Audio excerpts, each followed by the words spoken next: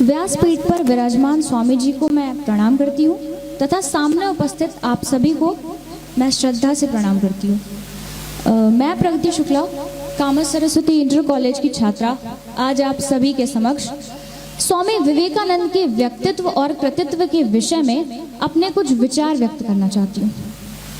9/11 एक तारीख जो डरा देती है। याद आती हैं दो ऊंची ऊंची इमारतें और उनसे टकराते हवाई जहाज, Osama bin Laden, George Bush वगैरह वगैरह।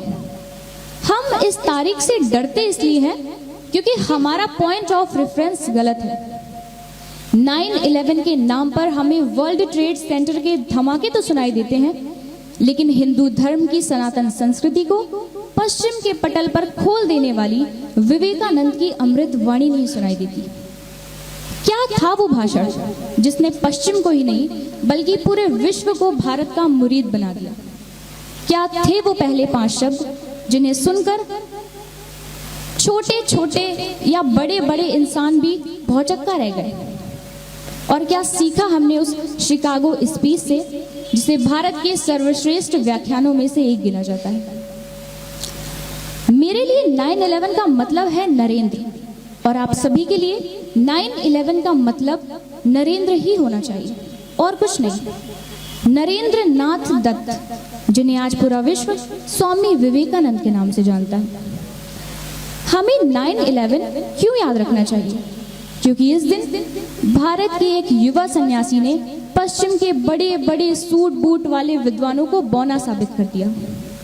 हमें 9/11 इसलिए याद रखना चाहिए क्योंकि इस दिन भारत के एक संदेशवाहक ने भारत को विश्व गुरु के रूप में पुनर्स्थापित कर दिया। आज से हम 9/11 को न्यूयॉर्क के लिए नहीं, शिकागो के लिए याद करेंगे। विध्वंस के लिए नहीं, विश्व शांति के लिए याद करेंगे। आतंकवाद के लिए नहीं, सनातन संवाद के लिए याद करेंगे। और आज के बाद 9/11 को हम लादेन के लिए नहीं, नरेंद्र के लिए याद करेंगे। तो चलिए ले चलते हैं आपको 128 साल पहले। मौका तो था धर्म पर विचार विवश का, लेकिन दूसरों को छोटा और खुद को बड़ा समझने वाली पश्चिमी संस्कृति हजारों विद्वानों के बीच बैठे विवेकानंद का मजाक उड़ा रही थी। वहीं स्वामी विवेकानंद एकाग्रता से सभी विद्वानों को सुन रहे थे। लोग अलग थे, धर्म अलग थे, लेकिन दावा सबका एक ही था। मेरे धर्म जैसा कोई धर्म नहीं, मेरे सिद्धांत जैसा कोई सिद्धांत नहीं, और मेरे वंश जैसा कोई वंश नहीं। कुछ समय बाद स्वामी जी का नाम सभा में पुकारा गया। वो अपनी जगह से उठे और मंच की ओर जाने लगे। तब उनकी आयु थी केवल 30 वर्ष। 30 बरस का ज्योति पुंज था, ज्ञान पुष्प का सुरभि कुंज था, मस्तक पर अरुणिम वो रेखा, चकित रह गया जिसने देखा, सप्त सुदर्शन धारी था वो, देवदूत अवतारी था वो। स्वामी विवेकानंद मंच पर पहुंचे और अब पूरा विश्व सुनना चाहता था कि भारत क्या कहेगा। स्वामी जी माइक तक पहुंचे तो, लेकिन कुछ बोले नहीं। लोगों की उत्सुकताएं बढ़ गईं। सभा में हलचल सी मच गई। कुछ टाइयों ने उपहास किया, this is what you called cold feet, India has gone silent. Swami ji अब भी चुप थे। चारों तरफ केवल नजरें घुमाकर देख रहे थे, मानो पूरी सभा का जायजा ले रहे हैं। कुछ समय और बीता, फिर स्वामी जी बोले। केवल 5 शब्द बोले, और उन्हीं 5 शब्दों ने आने वाले 500 वर्षों के लिए पश्चिम की धरती पर सनातन संस्कृति का ध्वज गाड़ दिया। और वो 5 शब्द थे, sisters and brothers of America. America के भाइयों और बहनों।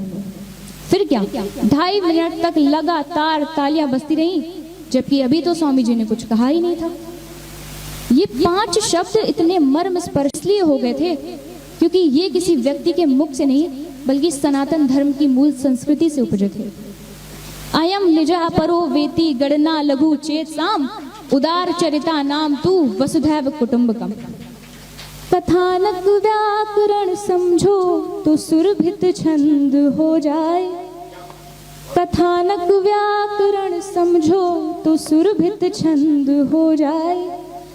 हमारे देश में फिर से सुखद मकरंद हो जाए।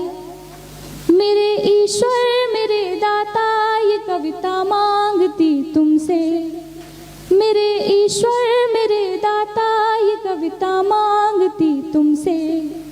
युवा पीढ़ी संभल करके विवेकानंद हो जाए, युवा पीढ़ी संभल करके विवेकानंद हो जाए। इन्हीं शब्दों के साथ मैं अपनी वाणी को विराम देती हूँ। बहुत बहुत धन्यवाद बच्चे को। बालिका दूसरी इस्ता शुक्ला, इस्ता शुक्ला आइए। अच्छा अच्छा अच्छा अच्छा। हाँ, ये बेटी, ये जो